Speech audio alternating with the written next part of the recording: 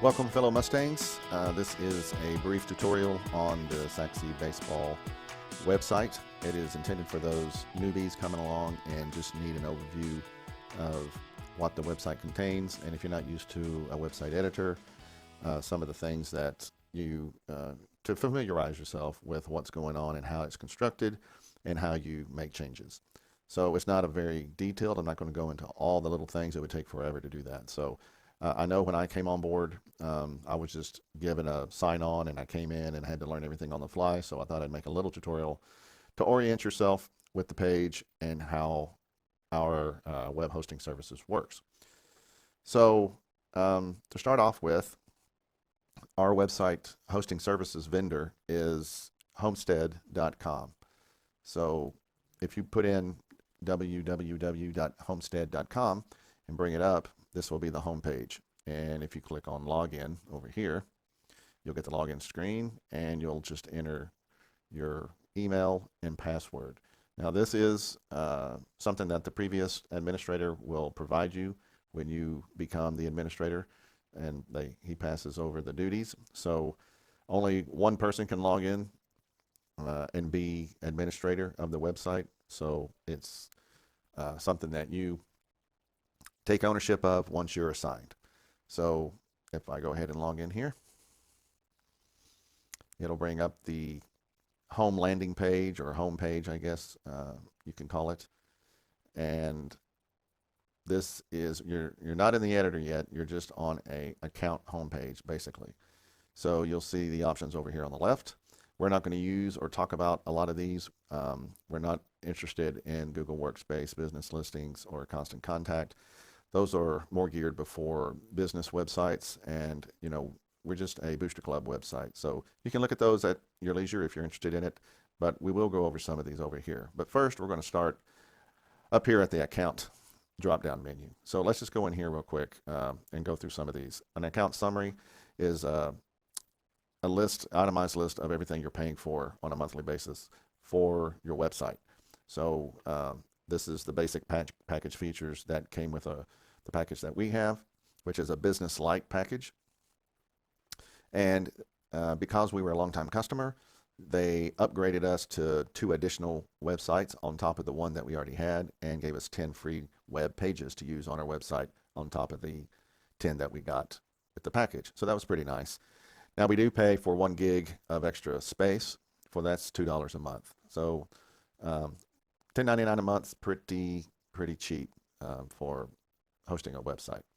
So let's look at contact info and security. This is where the administrator will be signed up, and all the information for that person will be here, including your email, of course, which is your user ID. You may get an email from Homestead from time to time. Sometimes they want to verify that the website is actually being used and is active. Sometimes they send out arbitrary things, and some actually may need a reply or some kind of action from you. So, don't throw them into the trash until you actually read them. You don't get a lot of, advertising from them at all. I haven't got anything from them for advertising, so that's a good deal.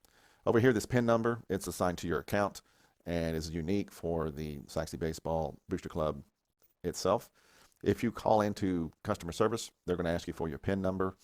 If you don't know it, that's okay. They can still find your account. But if you do know it, they can bring it up really quick, and they know everything that's going on with you. Of course, your password is here, and your security questions if you want one. We don't have any security questions set up right now.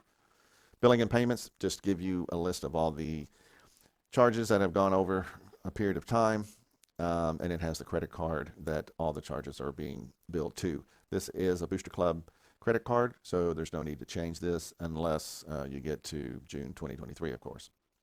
All right, so that's the account option. So for help, if you go to view help, it's going to take you to a community help page. Okay, so Homestead offers this community where you can create a post with a question or a problem, and somebody that uses the Homestead products, anybody, can answer your question. Now, they do have Homestead people that actually look at these as well and will answer your question, and they'll give you information on how to resolve or how to do whatever you're asking for. So you would create a post here, And when you do that, it's going to bring up this template, and you just fill this in. Let's see. So when you get to category, select products, and then for topic, you're going to want to use Website Builder. That is the product that we use. Website Builder is the newest web editor that they offer. It is an upgrade from Site Builder Plus, which is what the old Sexy Baseball website was built under. So we did upgrade this past year to Website Builder. It has a lot of newer features, better security. It's better built for the newer search engines and stuff like that. So anyway, after you fill all this in, you would just hit post, and it gets posted on there, and somebody will come by. Usually within a couple of hours, you'll have an answer. So it works pretty good for the stuff that we typically want to know. Let's see. So if we go, let's just get out of here. If we go to tutorials here, these are all YouTube videos. They're broken up here a little bit by high-level topics. Feel free to look at these, but again, you're going to be directed to YouTube. You can go to YouTube and just search on Homestead or Homestead Website Builder, and you'll get all the videos. They have quite a few. They're very short and succinct, to the point. They're usually 2 to 3 minutes, and they're done. So it doesn't cover a broad spectrum of things. It's just very simple tutorials. And also on help from this page, you can see the support number that you need to call. So 1-800-710-1998. You may want to write that down. I never have to call. The only time I called was when I was having some errors trying to log in, and the servers were down, and I didn't know it. And I also had to call in when we actually upgraded the website from the old web editor to the new editor. So those are the only times I've ever had to call in the last 2+ years. So anyway, and remember, if you call in, they're probably going to ask you for your PIN number. All right, so let's get out of there. Enough of that, and let's get to the nitty-gritty here. Getting started, you can go here and look. It is, again, it's got tutorials. Again, these are all the same ones that we just saw, pretty much. YouTube videos that you can go look at. We're going to skip this because that's going to be the main guy, but let's look at domains. Your domain is sexybaseball.net, and this domain actually has 2 websites associated with it. It's got the original old website that was built, and it's got the newest one, okay? So when they created the new website for us, when we converted over from the old to new, they created a new one called newsexybaseball.net, and that's what this points to, okay? Now, if I say change site association here, it'll bring up a little screen, and it'll tell you the domain is currently pointing to New Sexy Baseball, which is right. If you wanted to change this and point it to the old website, which is this, you could do that. And if I hit save right now, it would point it to the old one. Now, the old one, Justin Rowland was an associate of Coach Burrow, and he was the one who got this started back in 2013, 2014. And so his name got tied to it, and we've never renamed it. I just left it alone. And I did not delete the old website because there are tons of files in there that were used over the years. It's kind of a history of the baseball organization at Saxy. So I didn't want to just get rid of all that. All that stuff did not come over to the new servers and stuff where the new web editor was being housed. So I just left it there, and sometimes it's fun to just go in there and look at some of the older stuff. All right, so let's cancel out of here. And let's see. We're not going to worry about those guys.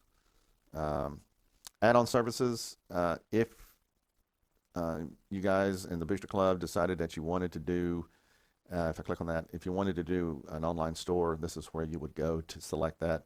It's got to be set up. You got to pay for it separately. It's $9.99. We talked about using it this past year with the pandemic and everything going on. We thought we'd help Coach Burrow out, since he has always done the online stuff with the jerseys, hats, and baseball paraphernalia stuff.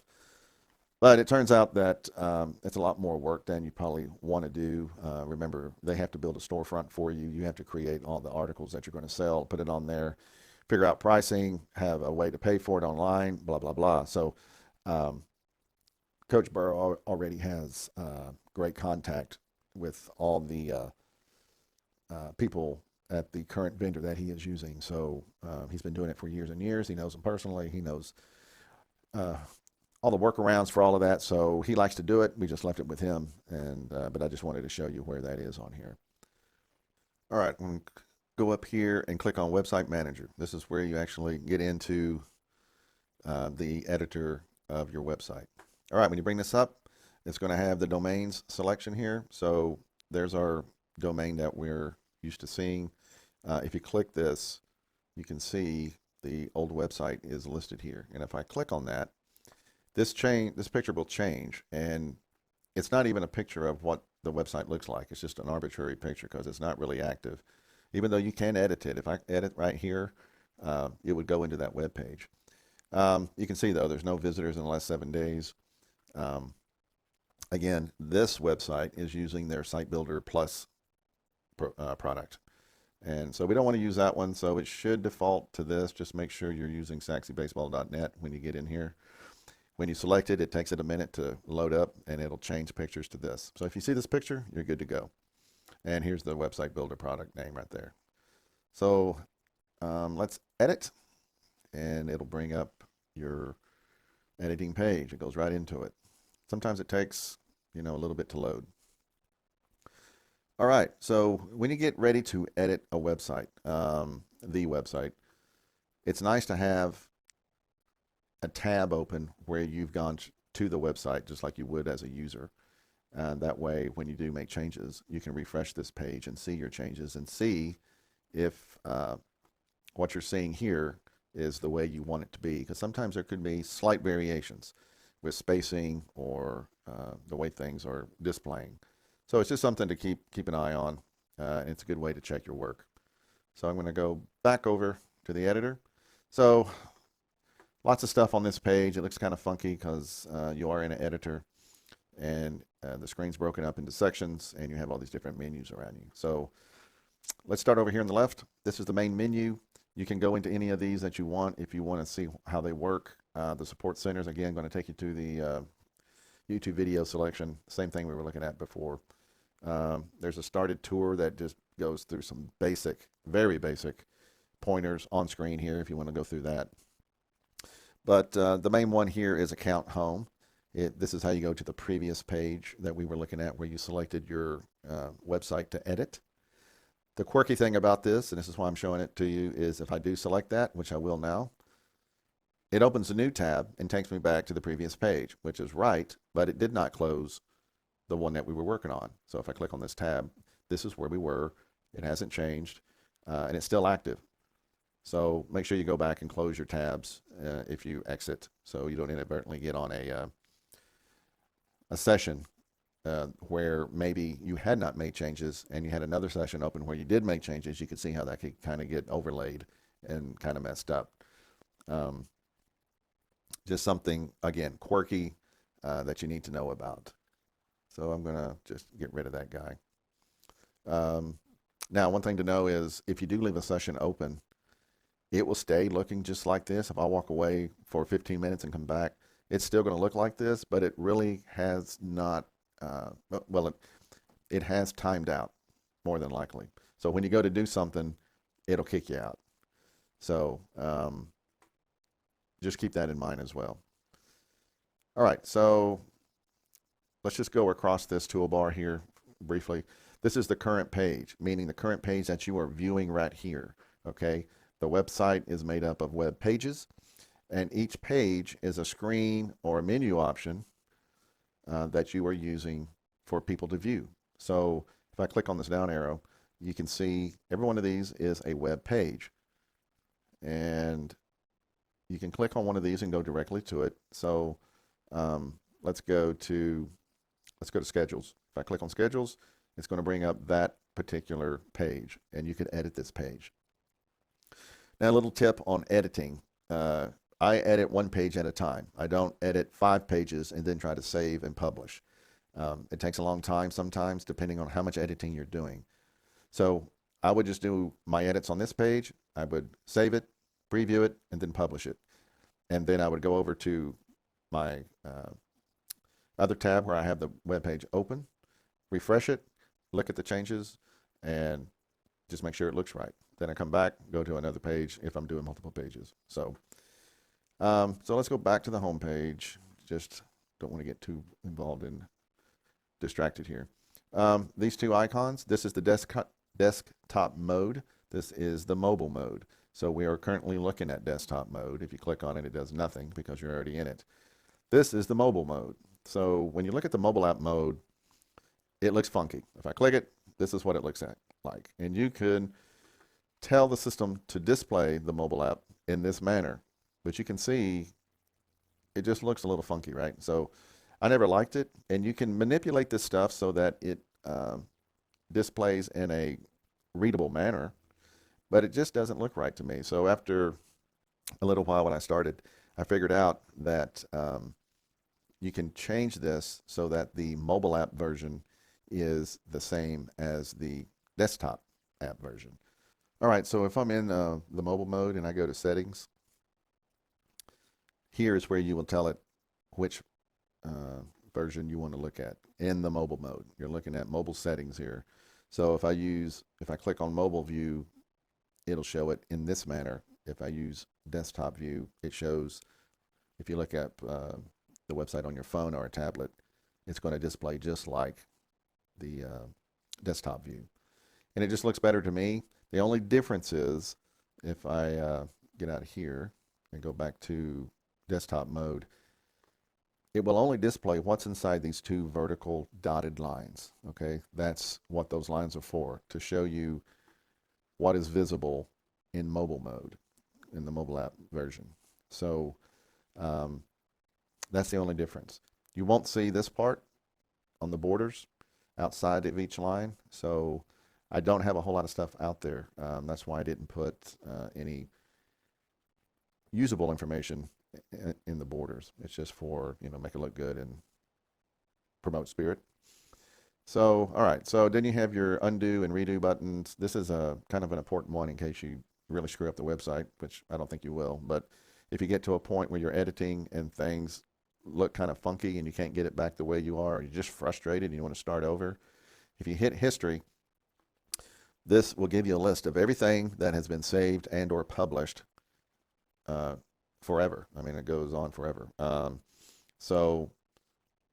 Actually, you can filter this stuff too. So comments or published. If you want to just look at comments and published, you can. If you want the whole history, you click here, blah, blah, blah. But anyway, these are all the timestamps for this date where I've made a save or I have published something. So you'll notice the little world here. Some of them are blue. Some of them are not blue. If it's blue, it's been published. See, it says published, yes. If it's not blue, it's published, no, which means it's only been saved. So this is good where you can go back and reset the page. It'll just paint it to that snapshot, and you can save it and publish it, and it'll be back to where you can start over and do what you want to do. Can save you a lot of grief if you really made too many changes and you don't know what's saved and what's published or whatnot. It's a good restart. All right, so I'm going to go back to editor. And of course, save, preview, and publish. You use these a lot. You want to save often when you're editing, and you can preview whatever you save at any time, and it will just bring up a real display of what's going on, just like if you were looking at the website. And then publish is where you will, actually submit your changes, and they are published to the website. It only takes, 10 seconds maybe to do that. Depends on how many changes you have, of course. And then over here you got help. Again, it takes you over to the Homestead community like we were talking about earlier, where you can create a post. All right, so enough of that. So let's get down to what this section is. This is, we're going to talk about the top section here. Elements are all of the things that you can add to a web page, okay? Including buttons, contacts, images, music, text, etc. Anything you want to do to a web page, you do it through this menu option. And you click on what you want to do. Text is going to be a popular one that you're going to use. I usually use heading 2. And so if I click on this, boom, it brings over a little text box, and I can place it anywhere I want. And then I can type some text in here. If you notice, I'm going to change the font color to white so you can actually see the font. But if I, uh, it's still, there we go. So I'm just doing this as an example. So you can type something and, you format it up here the way you want it, bold, italics, left justified, right justified, centered, the font size, the font. There's lots of fonts here. Typically, these will show up for some reason by default. And I think it's because of how they're set up in these preset heading things, which we'll show in a minute. But yeah, so here there's a lot of options. You can do animation. If I click on animation, I can do a bounce. See how the text starts bouncing, bounce in, fade in, flip in. And if your box is too small, some of these don't show up, but you can do that. You can add animation to anything. This is a text shadow if you want to add a shadow to the text, etc. So you just have to play with all this stuff. You can get as creative as you want. If I click more here, another set of options come up, and you can just go through here and look at this. I can change the box color, the border width, round over the corners of the box. You can do a background image, which would show up just in the box in the background. You can change the opacity of it, and anyway, it's up to you. And if you go into advanced, it actually brings up a menu option like this. So you have settings and style. Typically, if you're in here, you're going to be looking at style, where you can go in and change colors, borders, do the image, all this stuff in here. So that's up to you. And size and position, if you want to change it. This is kind of a docking where you can anchor it, and it will set it in the middle or not, to the left, to the right. I don't really use that. I just set it in there, and then I freehand it and put it where I want it and call it good. So anyway, that's this option, or these menus that you're seeing here, pretty much come up on just about everything. So you just play around and get it to look the way you want it, and then you would click outside of the box, and then you could save it. If I preview it right now, it's on there, okay? So I'm going to click on the box, and I'm going to delete it. You can use the delete button, but there's a trash can up here. And because I'm in the header, it's asking me, do I want to delete master page elements? So anything in the header or the footer is a master page element, meaning it's going to show up on every web page on the website. So I'm going to say yes, and now it's gone. All right, so let's see. So I want to show you a couple of things. Well, I'm going to wait till the end, and I'll show you some examples of some edits, adding an image and doing some things like that. So let's talk about pages. Like I mentioned, every menu option that you go to on the website is a web page. So if I come over here to my other tab where I'm showing this, home is a web page. Each of these menu options underneath Booster Club is a web page, Teams is a web page, Schedules is a web page, et cetera, et cetera. So you can see where you can have quite a few web pages on your website. And when you're in the pages option, that is what you're seeing here. So you can see Booster Club, which is Booster Club here, and it's a drop-down menu, and these three are sub-menus of Booster Club. And then you got these, and et cetera, et cetera. Now, I also have some menu options here where I had the different rosters listed, okay? And I had a page for each one. Notice that here I got these marked off, meaning they're not visible. So they're hid in both of these. So what I did was, after I created these pages, I decided I was just going to use a link and bring up the roster list instead of actually having a page dedicated to it. So that's why that is like that. You can delete these if you want to. I left them on there because if you want to use a new option, it's already created. You can just rename it, or you can delete it and create a new one, whichever way. But this is a way for you to manage the pages on your website. You can copy an existing web page. You can rename a current web page, like if you wanted to rename these. You can delete a web page. So, and you can use this thing right here on the the three little dots next to the web page to move them around. If you wanted to reorganize them, you could do it that way. All right, so those are the pages. Now let's talk about sections. So here we have the home page, and you notice these dotted vertical lines going across here. That designates a division of sections on the web page. So if I click on up here, we got a header section. If I click down here, I got a body section. And if I click here, it's just a default section 1. It was one I created earlier. And here we got a Twitter feed section, which is automatically loads a Twitter app for you to put in your Twitter page, and it will automatically display here, which is what you see on the web page. And then we have a footer down at the bottom. Now sections are neat because you can help you organize the data on the web page. Especially when you start going into springtime,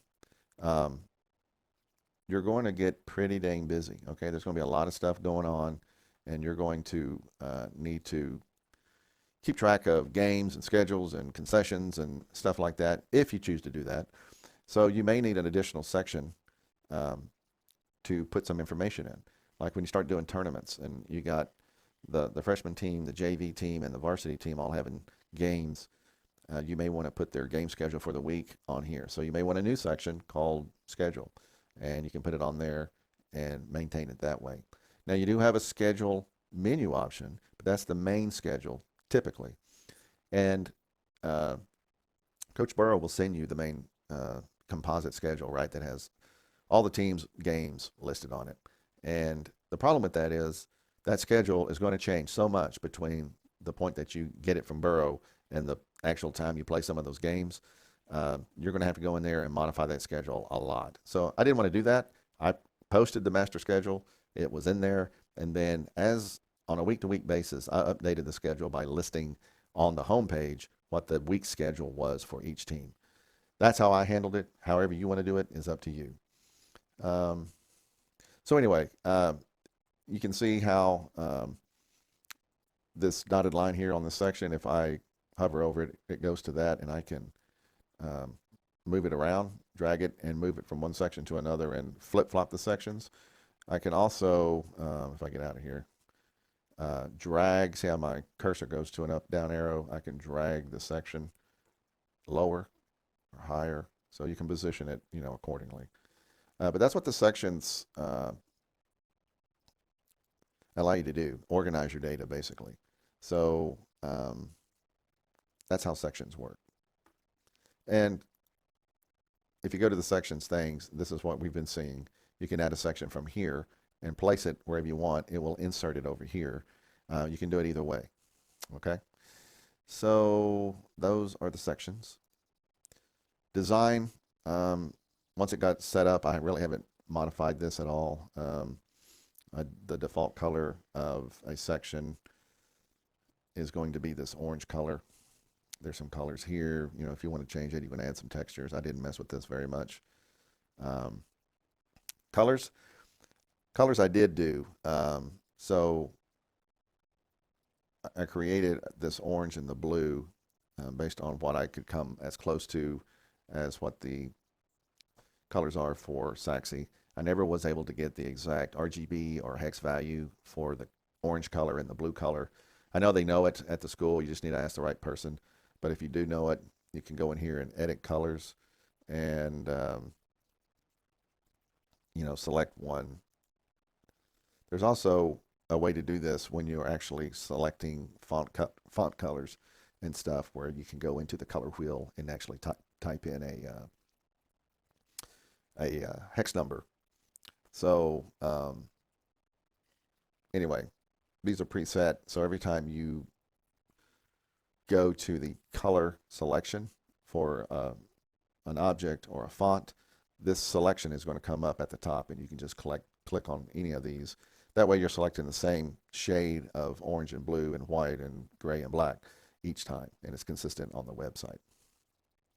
All right, so that's all of that section. And this stuff, we don't do a blog, we don't do a store. The stats is kind of interesting. Um, you know what? Let's click on stats. And you can go in here and it'll bring up a new page. It's kind of fun to look at this every once in a while. I never really disseminated this information, but it's kind of fun to watch, especially in the spring when you start picking up uh, visitors. Um, you'll have unique visitors, and you can do different kinds of uh, stuff here. You'll have the graph, and it's by day, so you can watch it as it goes up and down. And then you'll have the map, and this shows you where the visitors came from. So it's kind of interesting to see people get on our website from different states. Some are inadvertently getting on our website, but I think occasionally, especially in the spring and summer, there could be recruiters going on our website to look at certain things. So then it goes into each page, how many visitors we had for each page, new versus returning, languages, blah, blah, blah. So it's pretty detailed. Up here, bounce rate. Bounce rate is the percentage of people coming onto the website, looking at one page and leaving, and not staying on the website and looking at multiple pages. So that's statistics. All right, so those are the basics. I think what we'll do now is just actually edit a couple of things and show you how to do maybe a few of the basic concepts of adding an image, for example, or something like that. Let's say we're going to add an image. So I'm going to go to a page I know that doesn't have much on it. Let's see. I know concessions doesn't. So I'm going to go to the concessions page. And there's nothing really on here, right? However, in the spring, you may be doing concessions. We didn't do it this past year. Concessions is kind of hard to keep track of, right? Because typically you'll either have a spreadsheet someone's coming up with. Michael Hudgens is doing the concessions, I believe, or there'll be a sign-up app that you'll go in and sign up, put your name in, blah blah blah. People will forget whatever it is you're doing. People for concessions will forget. So anyway, you could put a link to that in here. But the purpose of this is just to show you how to do some editing. So let's go to elements. Let's say I wanted to add an image. So I could go down to image and click image, and just when I click it, this is going to pop up. So this screen is going to come up every time you do an image or a video, actually. So the add image upload option is going to default to, but you also have linked images, my images, and stock images. My images is everything that I've uploaded from here or there for whatever reason. It's a hodgepodge of things, okay? You got your horse.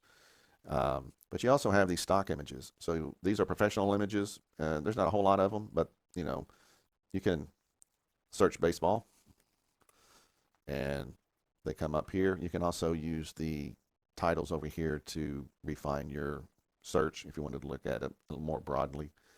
But so let's say we wanted to load one of these guys. Let's do this one. If I click on that, it highlights it and checks it off. And down here it says place. I see place. It puts it onto the page. You got to put it where you want it, and you can size it the way you want it. Okay. Again, let's see. You can put a border on it if you want.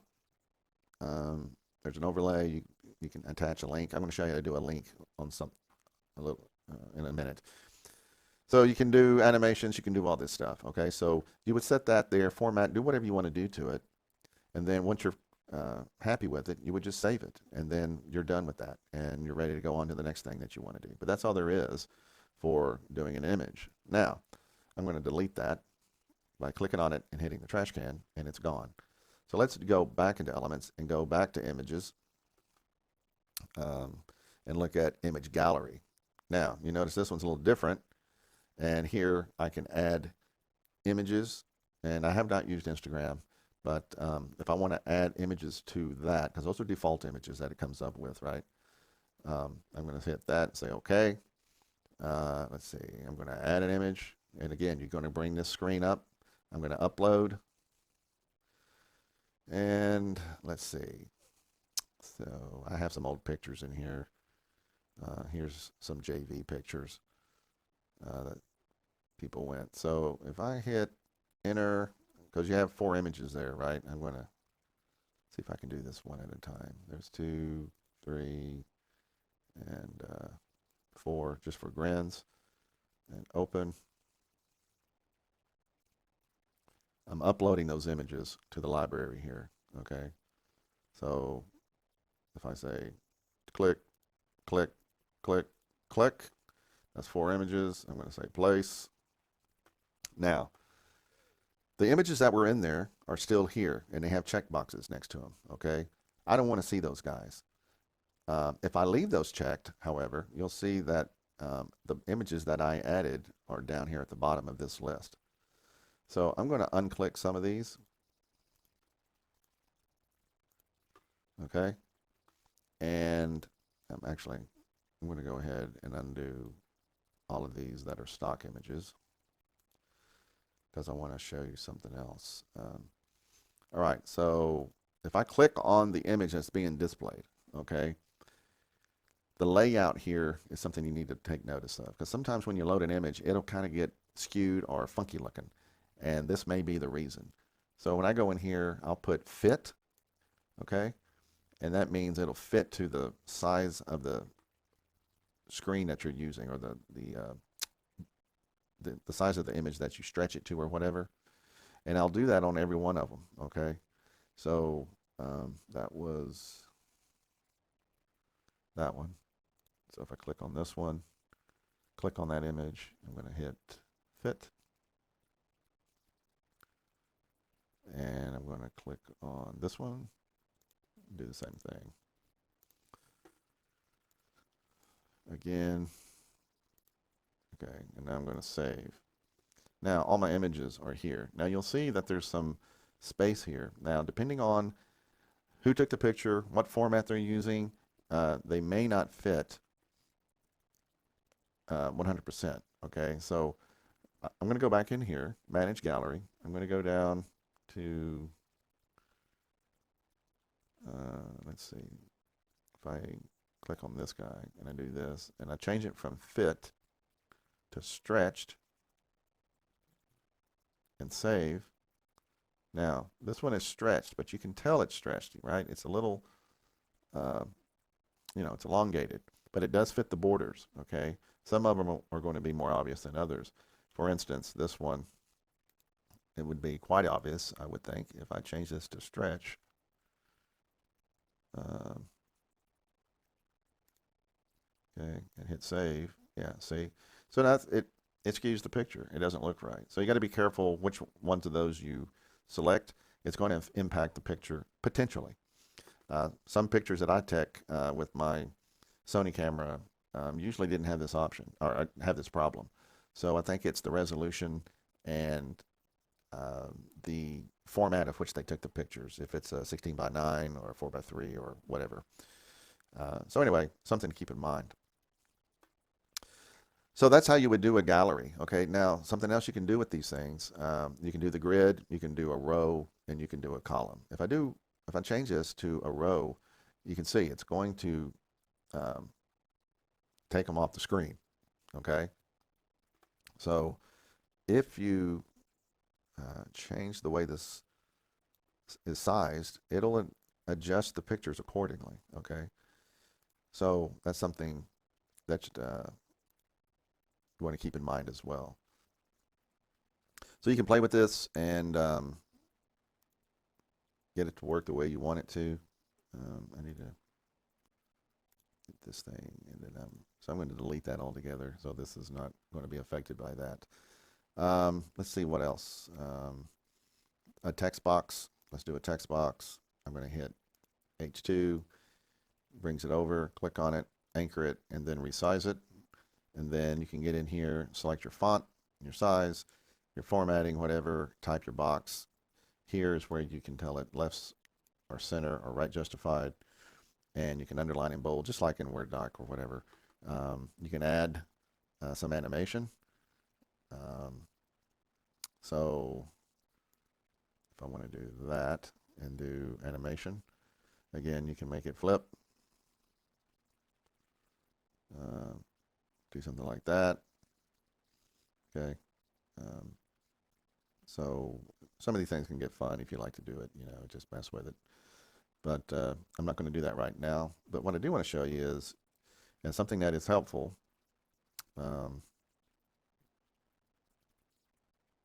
is linking some text. So sometimes you may want to link text to a document or a map or an information document of some kind.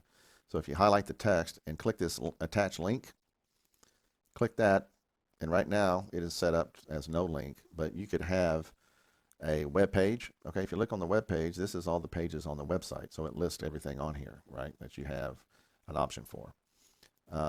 If you do a URL, it could be a website, an email, phone, you're not going to do, but a document you might. So I could click on here. It's going to bring up all the documents for each thing.